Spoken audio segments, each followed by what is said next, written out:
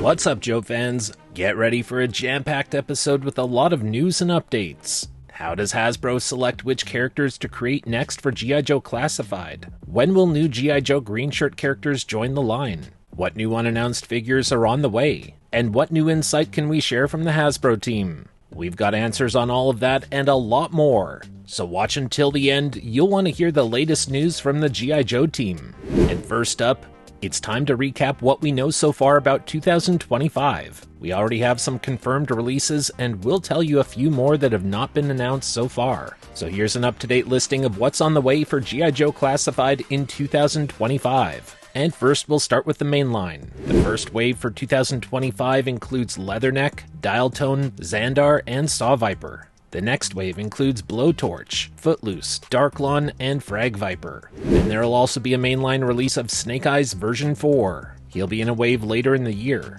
Crystal Ball will be part of the Walmart exclusive line. Radioactive Snake Eyes and the Polar Bear, they'll be released through fan channels. Now get ready for some spoilers. Here are 4 new figures that we're expecting for 2025. Night Force Outback. This'll be part of the Walmart line. In addition, Mad Marauders Mutton Junkyard, Mad Marauders Footloose, and Mad Marauders Falcon.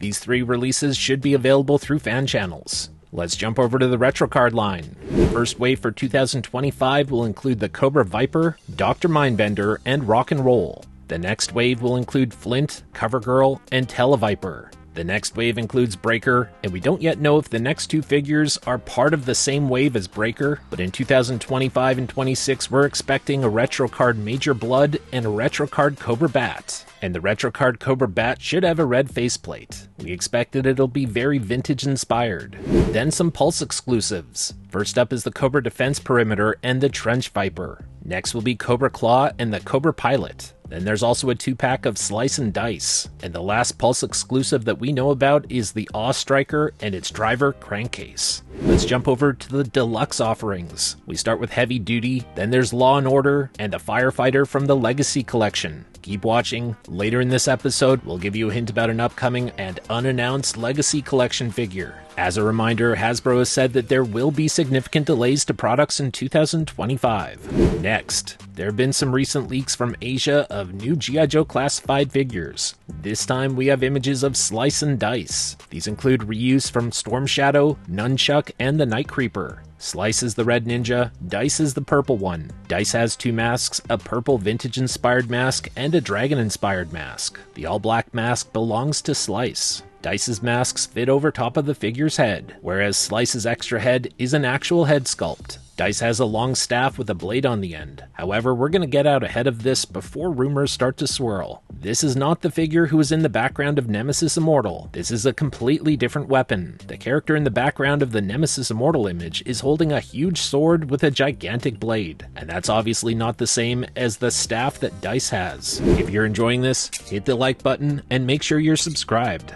Next, let's talk about Darklon. We have images of Darklon's production samples. Once again, these were shared on Weibo as well, and let's point this out right off the bat. This image includes the Darklon figure with Shipwreck's head. So this is not Darklon's head sculpt, let's just ignore that. For those not familiar, Darklon is a member of the Iron Grenadiers. He's also Destro's cousin. We told you over a year ago that the Iron Grenadiers would be joining Classified as the next sub-team, including Metalhead, the Iron Grenadiers, the Iron Grenadier Bat, Darklon, Voltar, and the Iron Grenadier Destro and Baroness. Just weeks after we broke that news, Hasbro announced Metalhead. The Iron Grenadier and Iron Grenadier Bat were then also announced and released earlier this year. Darklon was just recently announced by Hasbro, and there's no coincidence with all of this happening. We expect Darklon to have the Iron Grenadier style packaging when he's released. In terms of accessories, we believe Darklon will include his signature heavy-duty machine gun, a large battle knife which will be stored on his leg, a saber, and a scabbard to hold that saber, a bandolier to wear across his torso, and possibly even a briefcase with the Mars logo on the side. This last part about the briefcase, this might be wishful thinking on our part, but it does make sense. That said, I could also see a briefcase being costed out by Hasbro. Let's hope that that's not the case, because Darklon could really use something like that. The final product should have black tiger stripes painted on his torso, arms, and legs. He will have black armor and secondary gear, and the grenades on his right leg were originally painted gold back in the 80s, so it's very probable that Hasbro makes these gold as well. And of course, Darklon will have his signature helmet. It's one of my favorite in all of G.I. Joe, and I can't wait to see how it's been sculpted. We expect that Darklon's eyes will be painted to look as if they're glowing, and while it would be a nice touch if they glowed in the dark, we're not expecting that for Darklon.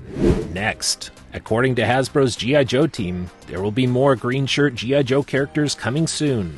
We can officially confirm that Retro Breaker is one of these. Again, we can tell you that there are more OG-13 green shirt characters coming soon. We'll talk about this more in depth on an upcoming episode. It's already been filmed, I just don't have the time to edit it right now, but we'll get there soon, and I think a lot of collectors will be very happy with what we have to share. In terms of Retro Breaker, these images were also found on Weibo, and it features some reuse of other characters. This includes Stalker's torso, Rakondo's arms, and Rock'n'Roll's legs. The secondary gear might look familiar, and that's because it belongs to Grunt. This is the same fold-down tablet device on his chest. And the Retro Card Breaker will include some vintage-inspired accessories just like his backpack. Retro Breaker is no surprise to anyone, as he's one of the remaining early classified figures to join the Retro Card series. Breaker was one of the figures that we predicted in the 2025-26 Retro Card series, and be sure to keep an eye out because one of our upcoming episodes will have a lot more detail about this. Next, over to Footloose.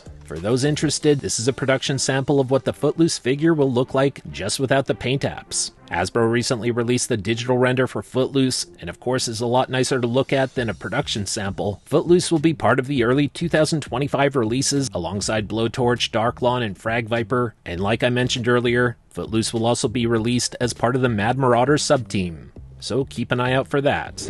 Next, over to the Legacy Collection. This is a continuation of the 60th anniversary line, and here's our scoop. We believe one of the next Legacy Collection figures to come in 2025 will be a medic, and it will be a troop builder. It will also include reuse of Doc Stretcher. Let us know your thoughts on the Legacy Collection. It has less to do with G.I. Joe and more to do with paying homage to the early releases from the G.I. Joe line. And for 2025, the Legacy Collection will be focusing on first responders. Next, over to Nemesis Immortal. We previously did a deep dive on the diorama images for Nemesis Immortal, and in the background was a mysterious new figure. According to the G.I. Joe team, the figure in the background was added during the process of taking the photos. It was not planned. It was a spur-of-the-moment idea to include it, and it was Lenny from the G.I. Joe team who suggested showing a new figure as a tease. We've already ruled out Budo, and while Globulus would make some sense, it just doesn't look like Globulus here at all. We believe this is either a redesign of the Cobra Law Royal Guard, which would make sense, but more likely than not, it appears to be Bludgeon, a samurai robot with a lot of armored gear and a large katana sword. It could also be a new character, but that's not what we're expecting. When we know more, we'll let you know. Next, over to the Energon Comics. Lenny from the G.I. Joe team confirmed that there will be some collaboration between the Classified series and the new Energon Comics series, and that there will be some new characters introduced. He said the Hasbro team shares data with the Skybound Comics team, and they do this to align both appearances and storylines. They're sharing going both ways, but Lenny said the Hasbro team does share renders of upcoming figures with the Skybound Comics crew, just to show them new designs so that they can possibly be incorporated into the comics. And Skybound does the same in terms of sharing things with the Hasbro team. In terms of the latter, there are two new characters which have been introduced by Skybound so far, and based on what the Hasbro team and Skybound Comics have said, we believe there are plans to bring them to the Classified series. The first new character is named Chameleon. She's a brand new Cobra character. You may have seen images of her already. She has blonde hair, and she's in a red and black cat suit with a sniper rifle. She's a long-range marksman and a very cool new character. On the Joe side, this new character is named Risk. He's got brass knuckles and a background in mixed martial arts. Risk is a modern-day Joe with two looks, one in a suit and one with a vest and rolled-up sleeves. He's a scrappy new character and his signature weapon is a shotgun. He's based more on real life than sci-fi. In addition, Risk has a pet eagle with indigenous designs in white, black, and red. As for how soon a new character like Risk or Chameleon will join the Classified series, we'll have to wait and see. If you're following along with the Energon Comics series, let us know your thoughts on Chameleon and Risk. They'll be featured in the new G.I. Joe Comics series. Next, over to Saw Viper. Lenny from the G.I. Joe team mixed the original look with some of the more tacked-out versions from the comics. He said he likes that they were able to make Saw Viper layered with a removable helmet, which then reveals a balaclava and headset underneath. He thought it would be fun to add a saw into Saw Viper's heavy-duty machine gun, and as we know, that saw can be removed from the machine gun and used separately. Next, let's talk about sub-teams. Tony from the G.I. Joe team has said that they have a tally sheet where they keep track of characters from theme lines and who they still need to make. From there, it's clear to them if they need to build out a team or produce some favorite characters. Lenny added that you can't just start one sub-team and then not fulfill it, but in terms of branching out the sub-teams, he said there's no timeline for when they make figures for certain lines, so they'll never finish an entire sub-team in one calendar year. The approach the Hasbro team takes to filling out sub-teams is that they'll get there eventually. This is why we've seen a slow rollout for sub-teams like the Mad Marauders, the Crimson Guard, and now Iron Grenadiers. Over time, all of these lines will eventually fill out.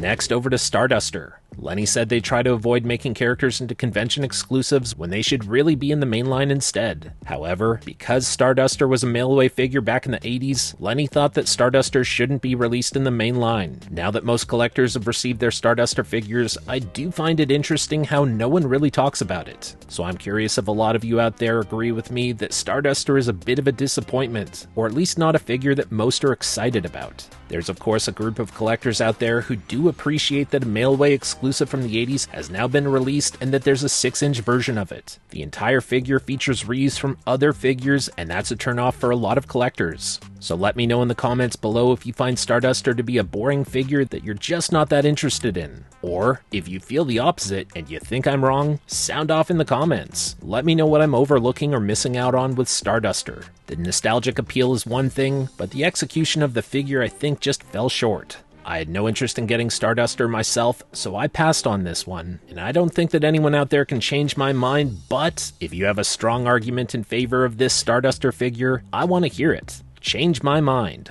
Next, over to Night Force Falcon. Lenny said he always thought that Night Force Falcon was cooler looking than the original Falcon and that he looks more tactical. He wanted to get a main character into Night Force, and especially a leader type. Lenny has said that the mainline Falcon's head sculpt will never be used again, so going forward, we should see more of the Night Force Falcon head sculpt. Meanwhile, Tony from the G.I. Joe team said they'd take feedback whether it's good or bad. In terms of the first Falcon, Tony has said that things happen in production that you don't always love. He said the issue with Falcon's head sculpt was related to vendor production problems, but they're always looking to improve. He said the feedback they've received from collectors about Falcon's head sculpt is likely the same as how they feel themselves. One point of note, the mainline Falcon was released in the same wave as CoverGirl, another figure with an unpopular head sculpt. The good news is, the retro CoverGirl coming in 2025 will have a brand new head sculpt, just like Night Force Falcon did. Then next, many collectors believe that the Hasbro team has been releasing their favorite figures first. But to shoot that down, Lenny from the G.I. Joe team recently said that Road Pig and Nemesis Immortal are two of his favorites, but it took over 4 years before they joined the Classified series, so he's offered that as evidence that he's not playing favorites or trying to prioritize his own favorite characters first. A lot of the decisions about which characters will be made are heavily impacted by the cost of making them and the other figures that are included in that wave.